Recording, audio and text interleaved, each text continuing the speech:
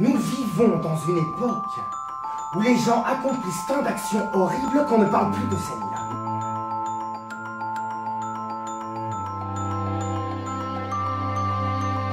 C'était en 1480. 97.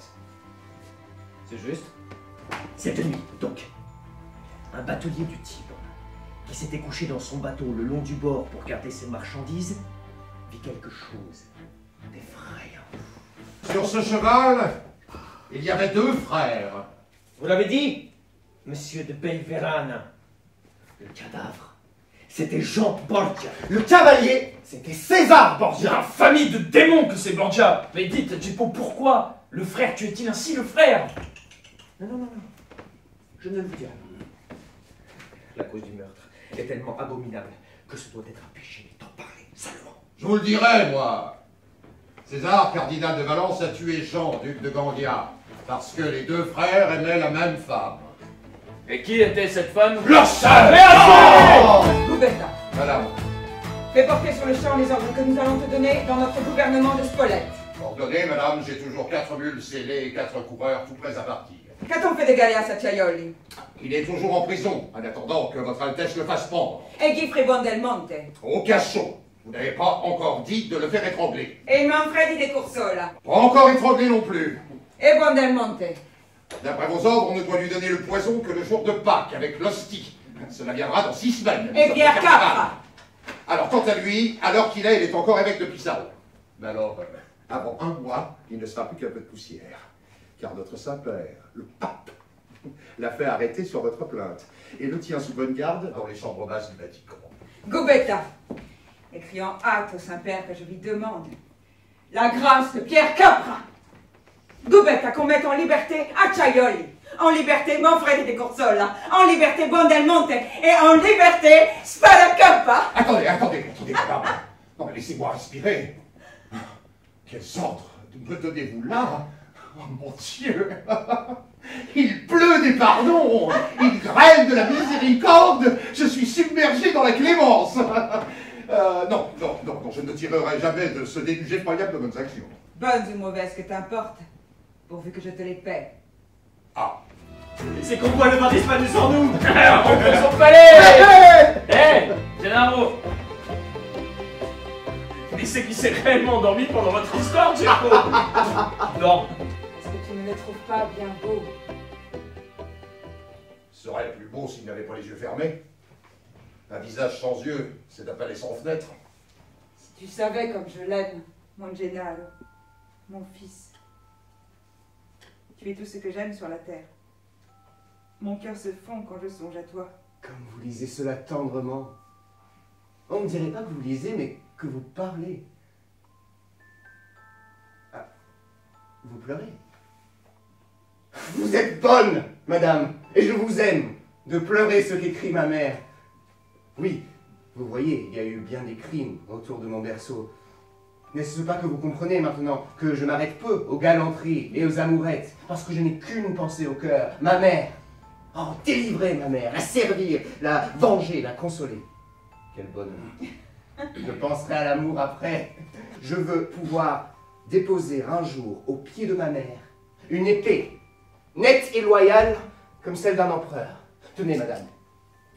On m'a offert un gros enrôlement au service de cette infâme Madame Lucrèce Borgia. Gennaro! Gennaro, ayez pitié des méchants. Vous ne savez pas ce qui se passe dans leur cœur. À propos, comprends un peu ce que disait Madame Lucrèce l'autre soir. Hein? Il paraît qu'elle est folle de toi. Elle a dû t'en dire long. La liberté du bal était une bonne fortune pour elle. Les femmes ne déguisent leur personne que pour déshabiller plus hardiment leur âme. Visage masqué, cœur à nu. Oh! Et tu es venu te loger précisément en face de son balcon. Gennaro! Gennaro! Cela n'est pas sans danger, mon camarade, car on dit ce le duc fort jaloux de sa femme. Allons, Gennaro, dis-nous où tu en es de ton amour avec la Lucrèce. Oh, Gennaro! Mes seigneurs, si vous me parlez encore de cette horrible femme, il y aura des épées qui reluiront au soleil. Oh! Cette femme est belle pourtant. Mais elle a quelque chose de sinistre empreint sur sa beauté. C'est un ducat d'or à l'effigie de Satan. Oh! Maudite soit cette Lucrèce Borgia. Autrefois, je ne voyais Lucrèce Borgia que de loin, à travers mille intervalles, comme un fantôme terrible debout sur toute l'Italie, comme le spectre de tout le monde. Mais maintenant, ce spectre est mon spectre, à moi. Il vient s'asseoir à mon chevet. Il m'aime, ce spectre, et veut se coucher dans mon lit. Oh ma mère, c'est épouvantable! Mafio, elle a tué ton frère. Eh bien, ton frère, je le remplacerai près de toi, et je le vengerai près d'elle. Voici donc son exécrable palais. Palais de la luxure. Palais de la trahison. Palais de l'assassinat.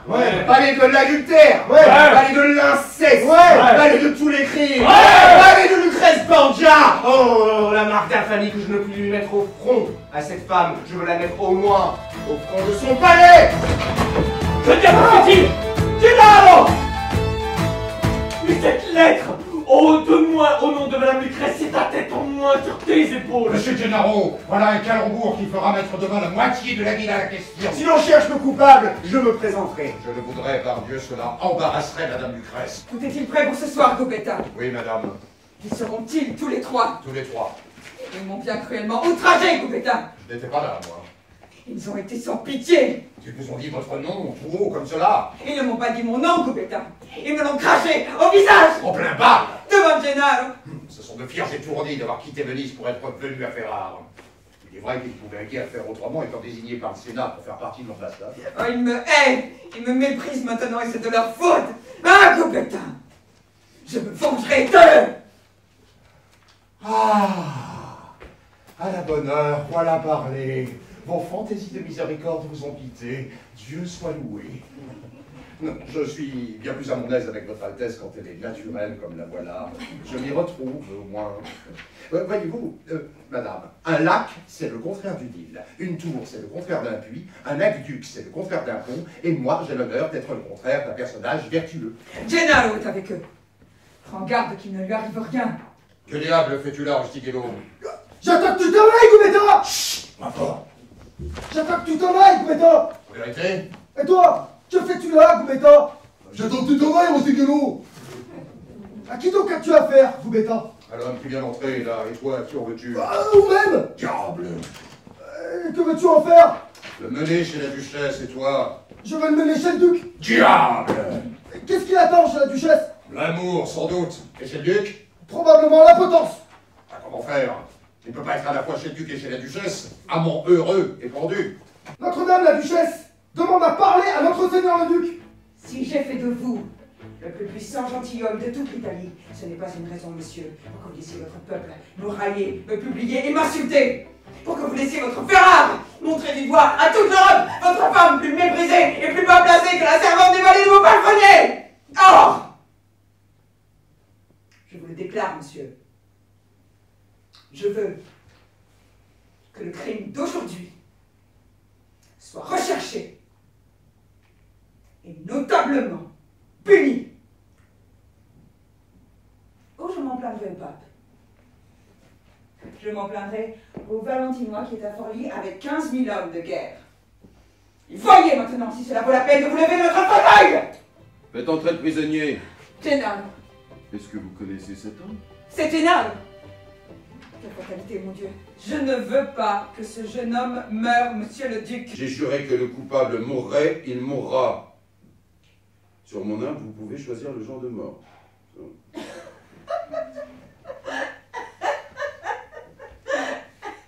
Don Alphonse. Ma foi, elle n'a pas eu confiance en moi cette fois. Il ne faut pas qu'elle s'imagine que je vais la servir dans cette occasion. Elle se tirera de l'intrigue avec le Gennaro comme elle pourra. Savez-vous bien, Alphonse, que je vous aime encore? Comme le premier jour de mon mariage. Ce jour où vous fîtes une si éblouissante entrée à Rome, entre monsieur de Valentinois, mon frère, et monsieur le cardinal Hippolyte d'Este, le vôtre. Je me rappelle encore votre beau cheval blanc chargé d'orfèvrerie d'or, et l'illustre mine de roi que vous aviez dessus. Vous étiez bien belle, madame. est bien rayonnante sous votre dé de brocart d'argent. Non, ne me parlez pas de moi, monseigneur.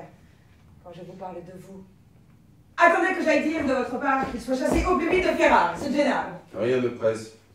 J'ai horreur de votre frère César qui a des taches de sang naturel au visage.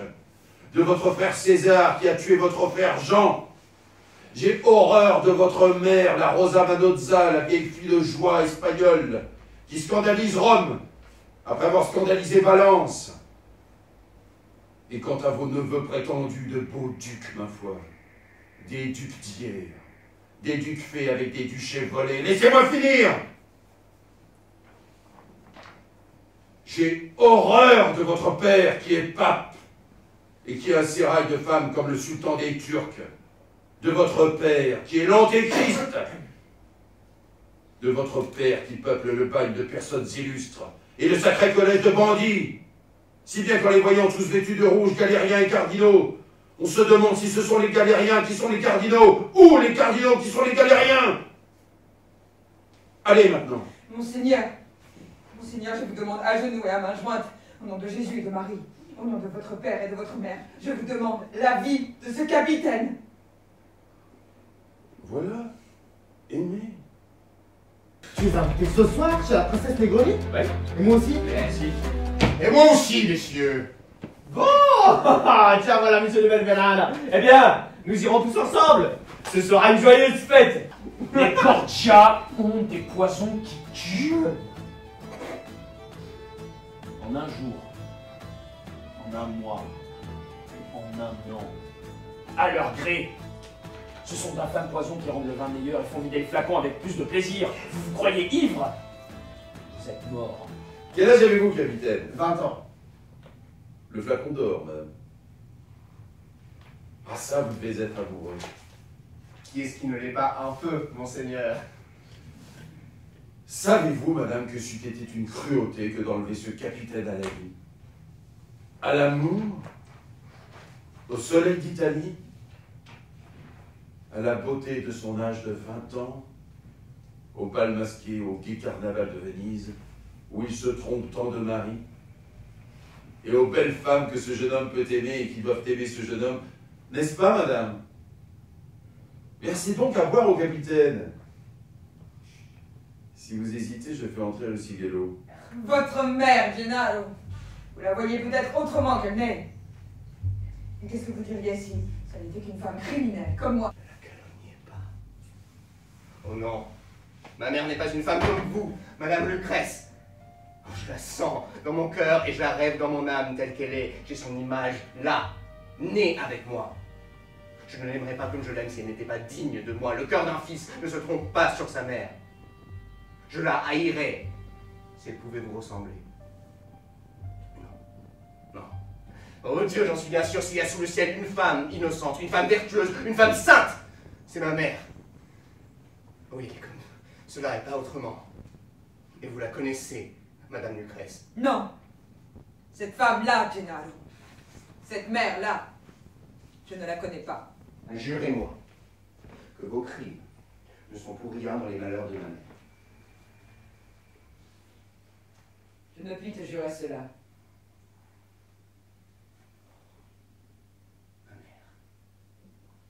Ma mère. Voilà l'épouvantable femme qui a fait ton malheur. Gennaro! Vous l'avez avoué, madame. Adieu. Soyez maudite. Et toi, Gennaro, sois béni. Vous êtes libre de ne pas venir souper, moi. J'irai. Tu vous y allez, alors. Bon, et toi, Gennaro, est-ce que tu n'es pas des nôtres ce soir? Putain, pas Hercule, Gennaro! Soit enfant, ou soit homme. Retourne te mettre en nourrice ou viens souper. Saint-Pierre, ouvre ta porte, au buveur qui t'apporte une voix pleine et forte pour chanter Domino, Domino, Domino! Il me semble que les voix se rapprochent. La procession me fait l'effet d'être en ce moment sous nos fenêtres. Ce sont les prières des morts. C'est quelque enterrement. Buvons à la santé de celui qu'on va enterrer. Savez-vous s'il n'y en aura pas plusieurs? Et bien à la santé de tous. Bravo! Et de notre côté, continuons notre invocation à Saint-Pierre. Parlez donc plus poliment! On dit à Monsieur Saint-Pierre! honorable huissier et guichetier parenté du paradis. Pom, pom, pom, pom, pom, pom, pom, pom, pom, pom. Nous sommes chez le démon ici. Vous êtes chez moi! Et maintenant que nous vous avons dit nos noms, madame, voulez-vous que nous vous disions le vôtre? Non, non, ayez pitié, mes seigneurs, pas devant lui! Ôtez votre masque, madame, qu'on voit si vous pouvez encore rougir. Gennaro, cette femme à qui tu parlais d'amour est empoisonneuse et adultère. Inceste à tous les degrés. Inceste avec ses deux frères qui se sont entretués pour l'amour d'elle. Grâce! Inceste avec son père qui est pape. Pitié! Inceste avec ses enfants, si elle en avait. Mais le ciel en refuse au monde. Assez! Assez! Veux-tu savoir son nom, Gennaro? Grâce! Grâce, mes seigneurs! Gennaro, veux-tu savoir son nom? Écoute-moi, mon Gennaro! C'est Lucrèce. Borgia!